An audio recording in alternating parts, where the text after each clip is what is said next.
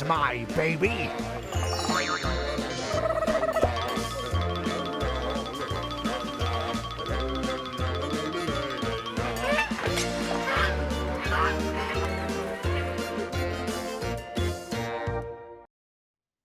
I'm Dana Denha.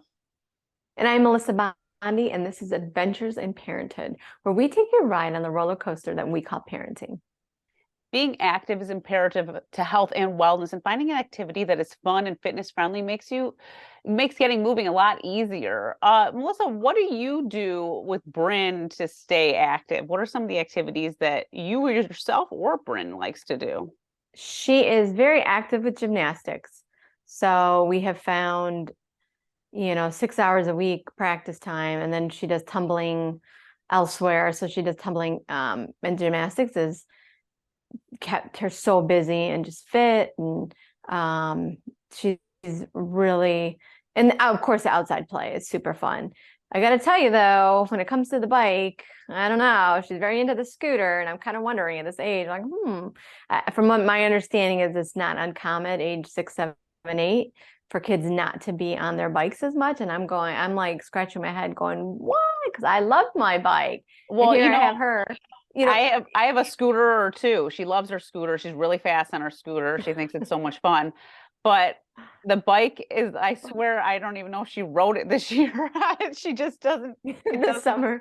Yeah. Yeah. And I think it's partially because we were more bikers when we were kids, because I didn't have a scooter when I was that age. Have all the other stuff, right? Yeah. Big wheels. We had big wheels. Yeah, but that's sort of like a bike still too, Yeah, no, I'm baffled at the bike thing when I see kids, and it's not uncommon. I had to research that. It's not uncommon. Some kids just aren't bike kids, and they may not be till they're 9 or 10. Yeah, I mean, I don't try to put pressure on the biking situation in any way. I personally, though, love riding a bike. That's like how I like to get exercise. I think riding a bike is a lot of fun. I'll ride a stationary bike. I love riding outside. Like, I think riding outside is really great. I've never really gotten into mountain biking because I have like a beach cruiser. So I like to ride around like the neighborhood or whatever, or like even through a park, but nothing too crazy. But our next guest is actually someone that's sort of an authority on mountain biking in the area. And he's having kids K through 12 learn how to ride bikes on the trails. Learning to ride a bike is a rite of passage for anyone. Once kids are confident on 2 wheels, they can ride to friends' houses, have races, and even start mountain biking. Joining us is Sean Warren, Executive Director of the Michigan Scholastic Cycling Association. Welcome to the show, Sean. Hi, thanks for having me. Why don't you tell us what the Michigan Scholastic Cycling Association is and how you got involved in it? Yeah, so we like to call it MiSCA, so the Michigan Scholastic Cycling Association, or MiSCA. We're a 501c3 nonprofit, and our mission is to empower communities to develop and grow their K through 12 youth mountain biking program, so specifically mountain biking across the state. And we do that by supporting coaches and parents that want to start teams and clubs in their area. And then we train and certify those coaches to work with kids on those teams and clubs. And then finally, we create a fun atmosphere through a 6-race mountain biking series in the fall each year. I got involved in 2012. I was kind of growing out of another alumni organization that I was working with. And I wanted to get involved in something that I was passionate about at the time, which was mountain biking. And I thought, I was working with kids before, so I thought, what better way to do that than through mountain biking? And I actually thought that I was going to be starting MiSCA, but I was happy to find out that MiSCA was already there. And it was started 2 years before by Steve Kinley.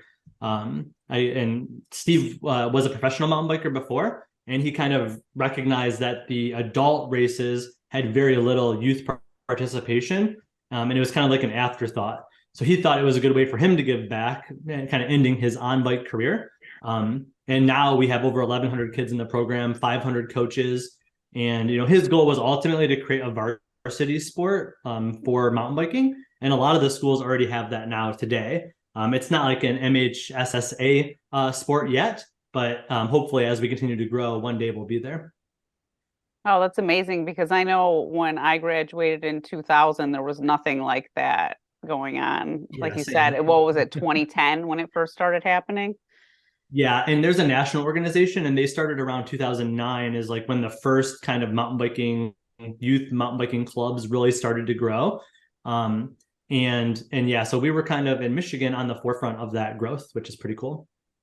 So Sean, I did notice when I did a search today of the high schools that do have this club or this, I don't know what you call it, this club or the sport. Sure. There's quite a few that do. I couldn't believe it. I had no idea. Like, what are some of the kids? What's their background? The kids that want to get involved with this. Do you teach? Is this something the kids come already with, having experience? So it's a mixed bag. So I would say when MiSCA started, it was really focused on parents who mountain biked who wanted to get their kids involved. So they already had some exposure to mountain biking. And so it's a little bit less of a barrier to entry, I guess you could say, when it came to finding the right kids. But in a state where you have about 200 to 300 mountain bike racers generally, your pool of kids is pretty small, right? Maybe only a third of those people have kids that are going to race or ride. And so that was really where MiSCA was stuck at about 100 participants for quite a few years. We started to really grow it in 2017 with an introduction of more team or club growth, and then more training for the coaches so that they knew what to do. And then what that really created was an environment where parents didn't feel intimidated to drop their kids off in the middle of the woods and leave them unviewable for an hour while they go off and explore and have fun with their friends or with others. And what I would say is like the kids that come to MiSCA who don't already mountain bike, which now is a majority of the kids who are fresh to MiSCA, their first mountain biking experience will probably be with us on a club or a team. And those kids, I think, are like me. Like I did Little League when I was in elementary school. I was not good. I was in right field and I wore the glove on my head. And, I was not interested in sports really in general. And I started mountain biking in my 20s and I loved it. And I didn't know why I didn't know this was a thing. I used to ride my bike in the woods as a kid, but didn't know that was actually a sport or something that you could do competitively or really for real. I didn't know there was mountain bike trails. Even at that point, I was making my own trails in my neighborhood. And so what we find is that it's a lot of kids that don't fit into the other sports. And those kids can find a home in mountain biking and belong to a team. And it's the same idea for coaches too. A lot of the coaches are not great at other sports, but they love mountain biking. And not just the kids are getting the opportunity to kind of get something out of it, but the coaches are really getting something out of it too. The kids might need somebody to call coach and want that person in their life, but the coach also wants that too, right? Maybe they don't have kids, or maybe they can't have kids, or their kids are grown and now they want to give back, to the community. A lot of our coaches are teachers or parents that have kids on the team, but not all of them. A lot of them are like me. My kid's 6 now, so he's just now kind of getting to the age where hopefully he will like to mountain bike. Currently not the case, but that's okay. I'm not going to push him too hard yet. But a lot of the coaches are like that, right? They're mountain bikers that want to, participate and give back and hopefully get their kids involved one day, or, their kids are already kind of grown out. I was just going to ask about cycling. Is there any crossover for those that like to bicycle? That's a huge sport too. Yeah. So when it comes to youth on bikes, right? Like I think we all bought a bike from Meyer or Walmart or something like that. Your first bike is probably going to be one that you get around the neighborhood on, and you get that sense of freedom. I think that we all got when we were kids, where we could actually go to our friends' houses or go to the store on our own. It was kind of the first time you got to do that, right? And I think mountain biking gives you that same kind of freedom without being on the road or on the road often. And I think that's one reason why mountain biking is the most popular cycling sport in the state overall. And especially when it comes to youth, there are youth road cycling and other cycling discipline races and events that happen around the state, but nothing is quite as big as mountain biking. Obviously, if you are a road cyclist, you're probably already, halfway to being a good mountain biker. The same skills that you would use in cycling, at least the strength type of skills and balance and that kind of thing, will help you to get the mountain biking skills that you'll need as well. So a lot of our kids who are the more elite riders also road bike or do the other cycling disciplines, but it's not a requirement. And generally they start with mountain biking and they might explore. Okay. So you were talking about, you know, that idea of getting your first bike and stuff and going to MITRE, but when you mountain bike, you know, I've known mountain bikers, your gear is different. So talk about the gear situation and like if someone wanted to be a part of the club, do you help them get gear if they couldn't afford it? How does that work?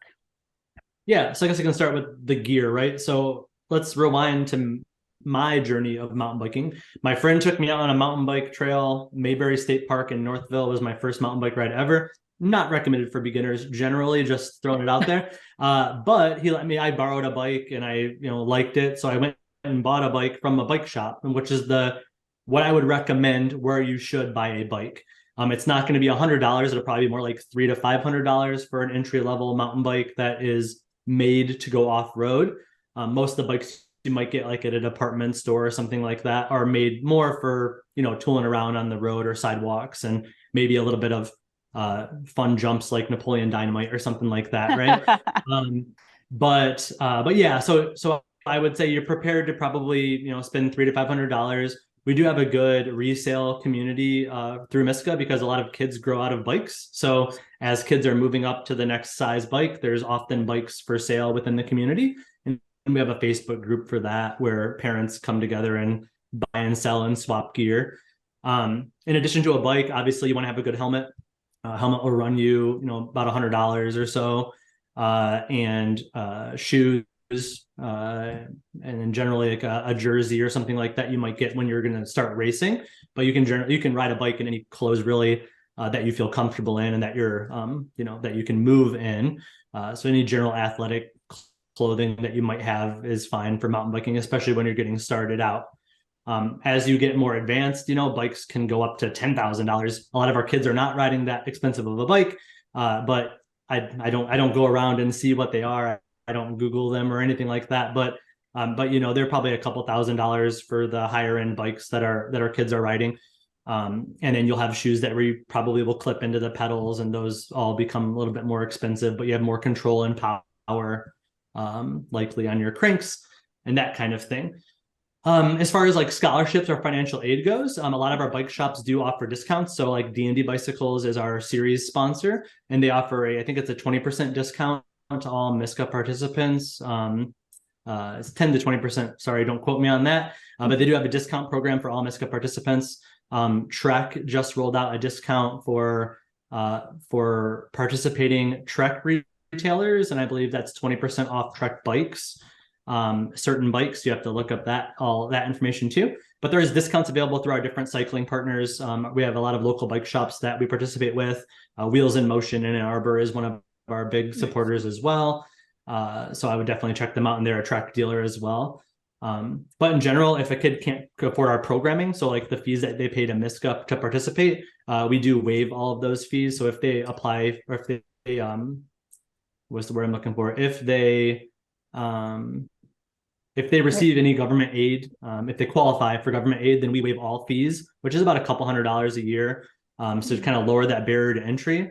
And some of our teams do charge like a team fee to help to cover coaches and snacks and jerseys and stuff like that. And often if we're waiving our fees, they'll waive their fees as well. And it just gets made up by the rest of the community that's supporting the club or the riders. We also, if like a kid couldn't afford a bike, there are groups in the area like Free Bikes for Kids. There's a couple other ones that are more local, and I'm sorry they're out of my brain right now, but there are other organizations locally that if we know there's a kid that needs a bike, we'll get one for them. Oftentimes what happens is they work within their team to find a bike, and someone in the team has a bike that they can just use for the year, or they'll even give it to them. A lot of times what happens is we'll have like a bike library where there's like a couple team bikes, and then that kid is responsible for maintaining that bike for the entire year that they're riding it. So they take it home. It's their bike for the year. They make sure it's clean and ready to go for practices and races. Sean, is there a age limit? I mean, Scholastic. So is it just for school age kids in MiSCA? Yeah, that's the thing that makes MiSCA unique to the mountain bike community in Michigan is that it's only for kids. Our races are really big events that are professionally run, and it's just for kids. We don't do it for the adults. Obviously, when kids graduate, we hope that they'll become coaches, and a lot of them do. They come back and participate in the adult realm, where they're giving back again to those kids. One also cool thing about MiSCA is that we do not have an age minimum. So as long as a kid can ride a bike and they're ready to roll, they're good to go with MiSCA, and we can introduce them to mountain biking. And generally, they're probably 5 to 6 years old before they get into it, but often even older. Some kids don't start riding until high school when they find out that it's a thing, like I did when I was in my 20s. So it all depends on the age they come at us. But we have everything from lower elementary, which we call 3rd grade and under, all the way up to high school varsity, which is generally 11th and 12th graders who are competing on a more elite level.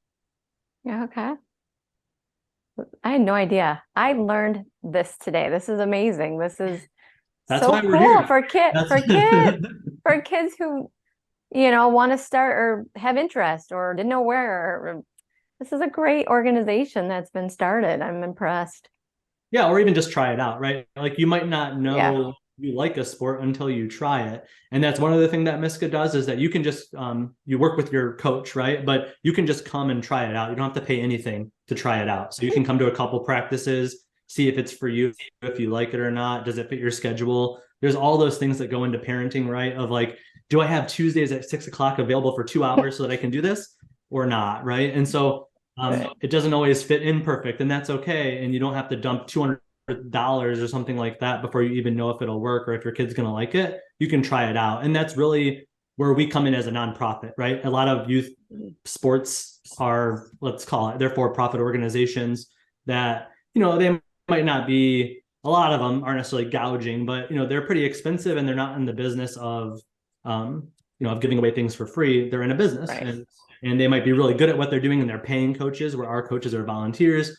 But at the same time, our mission is to just get more kids riding bikes and empowering communities to grow that. And we feel the best way to do that is by making it affordable and a low barrier to entry to families who wouldn't have known that it even existed to begin with. We'll be back in exactly 60 seconds with more on MiSCA.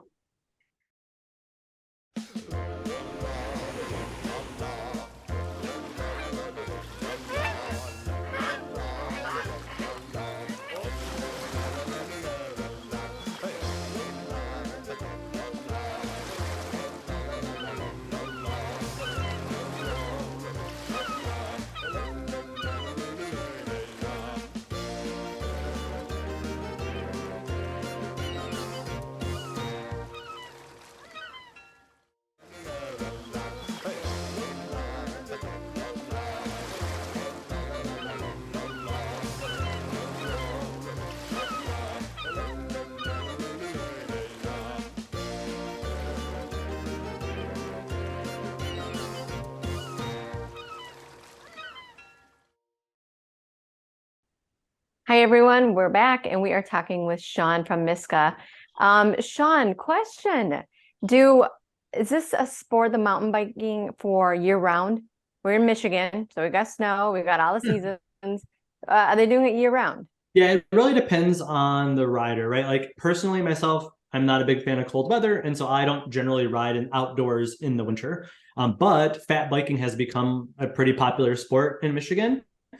So often people who are pretty serious about cycling or mountain biking in general, they probably have a few bikes. They have one, that they use. It's probably a full suspension bike that's more, rugged and maybe for the trails in the Upper Peninsula.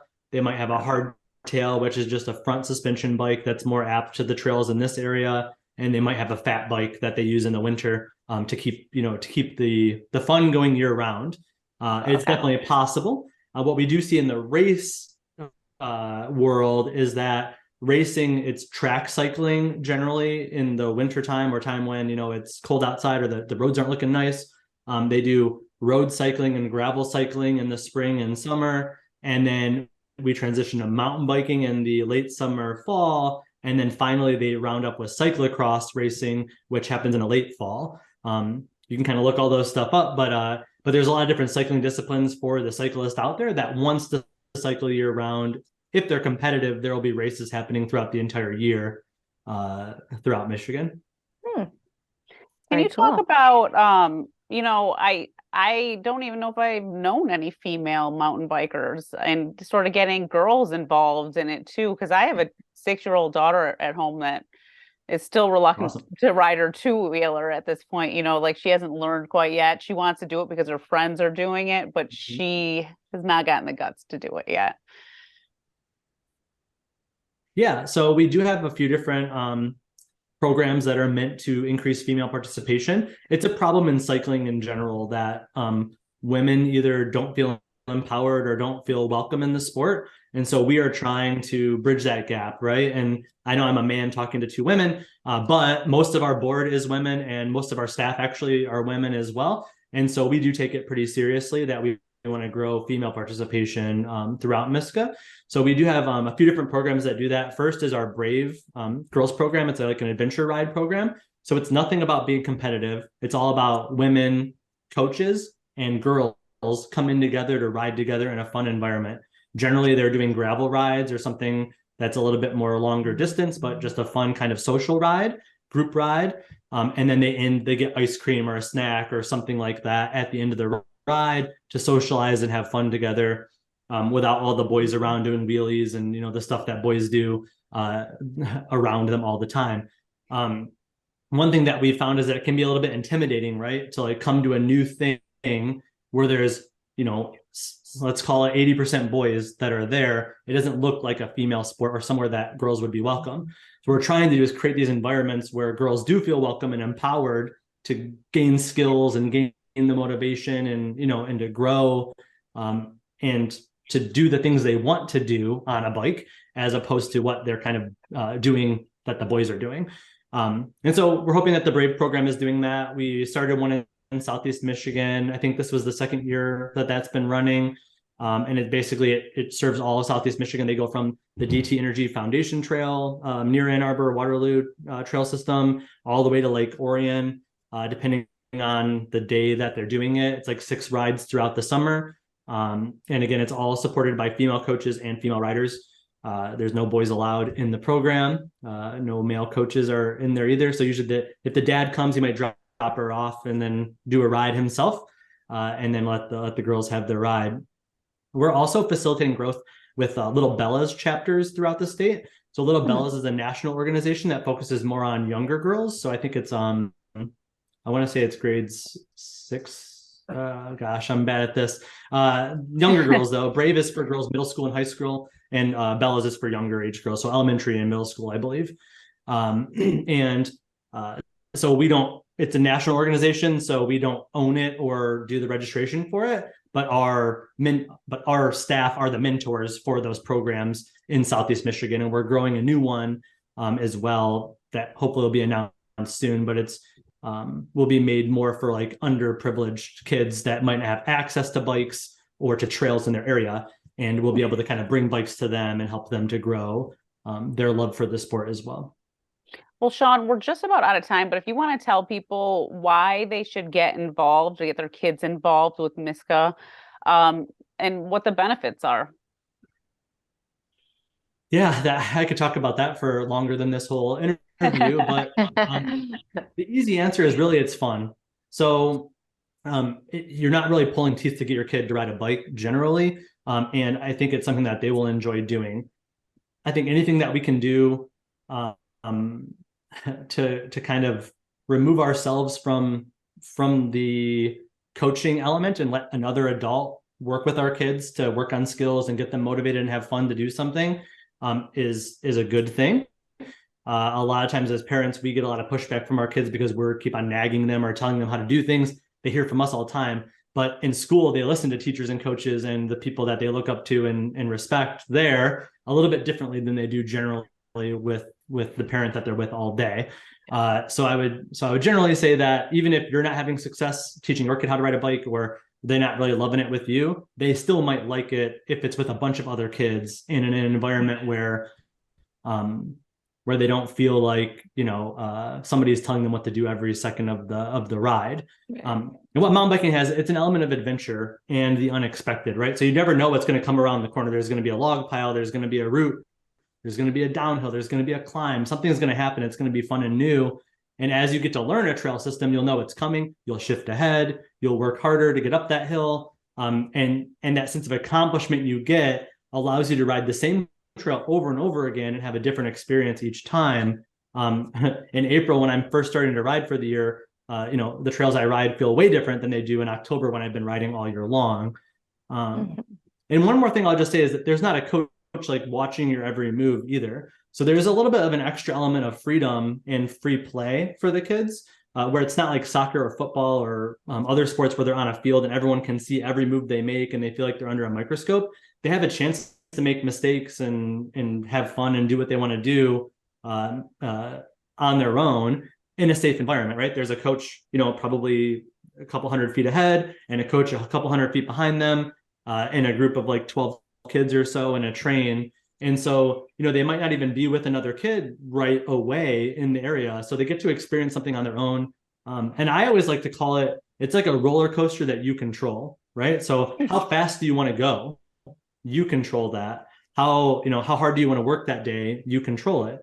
And so if if you want to have a crazy fun ride, then you have to push yourself and it will be physically demanding, right? But if you just want to kind of relax and have a fun ride, you can do that too. It might not be as fast, but it could still just be as fun. It's all about your goals for that ride. All right. Well, thank you, Sean, so much for being a guest on the show. Oh, I appreciate it. If anybody has any questions, feel free to reach out to me. You can visit our website at www.miscabike.org. It's MISCA bike.org. It was great. Awesome. If you have an idea for a parenting show topic or guest, talk to us on Twitter and Facebook at #CTN Ann Arbor. And for more on our programming and services, visit a2gov.org/CTN and visit youtube.com/CTN Ann Arbor to watch a full lineup. And remember to like and subscribe and share. And thanks for joining us on this adventure in parenthood.